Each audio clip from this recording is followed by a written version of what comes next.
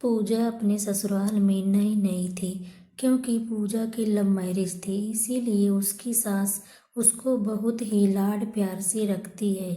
जितना अपने बेटे को प्यार करती है, उतना ही प्यार पूजा से भी करती है।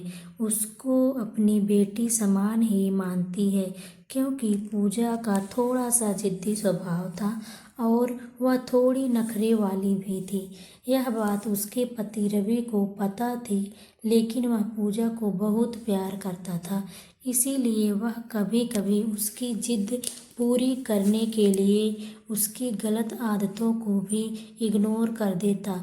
अब एक दिन पूजा की सास पूजा के कमरे में आती है और उससे बोलती है, लो बेटा, सुबह की चाय पी लो और एक काम करना, आज मुझे थोड़ा सा बाहर कीर्तनों में जाना है, तो तुम दिन में खाना बना लेना और रवि को भी खिला देना, मैं शाम तक आऊँगी।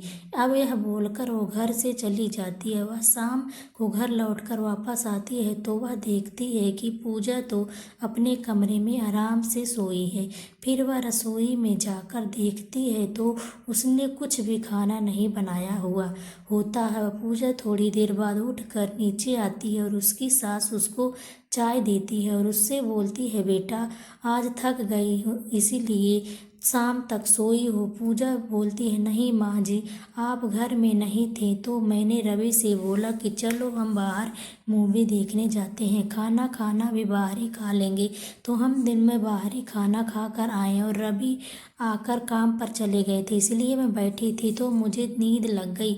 वैसे मम्मी जी चाय बहुत अच्छी बनाई है। अपनी ऐसा बोलकर पूजा चाय पीने लगती है। अब शाम को रवि जब घर आता है तो सभी लोग डिनर कर रहे होते हैं, तो पूजा अपना खाना लेकर वहाँ से जाने लगती है। तभी रवि उससे पूछता है कि पूजा, तुम कहाँ जा रही हो? पूजा बताती है, अरे वाह, मेरी एक फ्रेंड का कॉल आया है ना, तो वह उसको कुछ पूछना था कि कल हम लोगों को घूमने प्रोग्राम बन रहा है, तो हम सोच रहे हैं कि ऐसा सेल वगैरह भी लगी है तो वहाँ जाकर तो हमें उसी के बारे में डिस्कशन करना है, इसीलिए मैं उससे बात करने के लिए रूम में जा रही हूँ।